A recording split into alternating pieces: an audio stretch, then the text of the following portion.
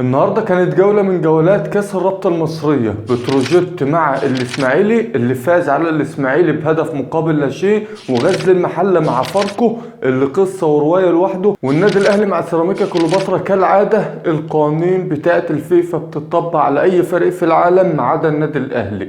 اهلا بكم في حلقة جديدة. اللي اول مرة يشوفنا يعمل متابعة للصفحة ولايك وشير للفيديو، ويلا بينا نخش في التفاصيل. بقالنا كام يوم بنسمع عن دعم المنتخب مصر في افريقيا اللي هتكون في المغرب ان شاء الله. لازم ندعم كابتن حسام حسن وندعم اسم مصر ونلتف حوالين كابتن حسام حسن، شيء طبيعي وبديهي. بس هل كابتن حسام حسن يصلح للإدارة الفنية لمنتخب مصر؟ هل ده الشخص المناسب للإدارة الفنية لمنتخب مصر، ولا احنا هندعم مدير فني لمنتخب مصر وما يقدمش اي حاجة تليق بتاريخ مصر في افريقيا ومنتخب مصر في افريقيا، ويبقى كده دعمنا راح على الفاضي؟ نفتح بقى التلفزيون على خطة تطوير الرياضة المصرية وخطة تطوير الكرة المصرية.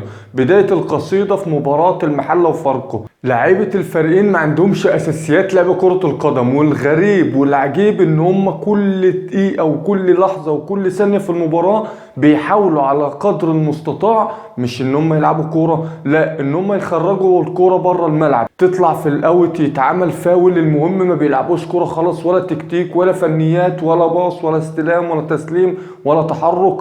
اللي بالمناسبة، هل الفلوس بتاعت رابطة الأندية كفاية لدرجة ان هم يعملوا بطولة يدوها لأي حد بدون أي أداء، ولا هي فلوس سايبة وخلاص وادوها لأي حد؟ مباراة الأهلي وسيراميكا كليوباترا، في بداية المباراة أنا شفت شكل انتشار محترم للاعيبة الأهلي في الضغط العالي على سيراميكا كليوباترا. قلت بس شكل المدير الفني للنادي الأهلي المكنة بدأت تطلع معاه قماش، ومباراة في التانية في التالتة في الرابعة لحد ما وصل للمباراة رقم 10 وبدأ لمسته تبان مع النادي الأهلي، وهنشوف شكل مختلف للنادي الأهلي. بعد أول دقيقتين النادي الأهلي اختفى، استحواذ تام لسيراميكا كليوباترا، ضغط عالي من سيراميكا كليوباترا، باص واستحواذ على الكورة وانتشار في الملعب وهجمات خطيرة على النادي الأهلي من سيراميكا كليوباترا، لحد عمر كمال عبد الواحد ما جاب رمي التماس للنادي الأهلي، وبلاتشة كورة بايلق صنع كورة من عرضية لطاهر محمد طاهر، ويفوز النادي الأهلي على سيراميكا كليوباترا بكرة واحدة خلال ال90 دقيقة.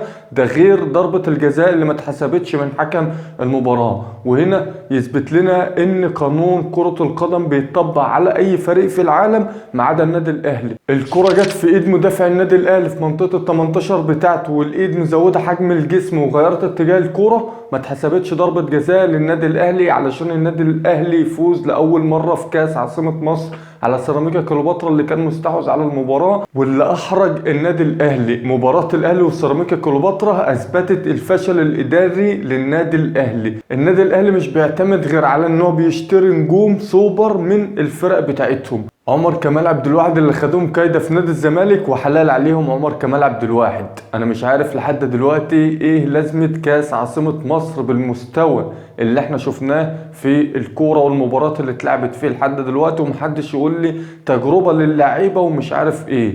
اللعيب لعيب، شفنا لعيبة في كل مباراة وكل الدوريات وكل البطولات على مستوى العالم، سنهم صغير عندهم 20 سنة ونجوم، وبيخلصوا وبيفنشوا قدام المرمى وبيلعبوا في الدفاع وفي خط النص كمان. انما احنا عندنا لا، ده احنا نجرب اللاعب اللي عنده 25 و26 سنة نشوف رجليه في الملعب ولا لا، نشوفه بيعرف يلعب كورة ولا لا، والعقد بتاعه 5 و10 مليون جنيه في الموسم.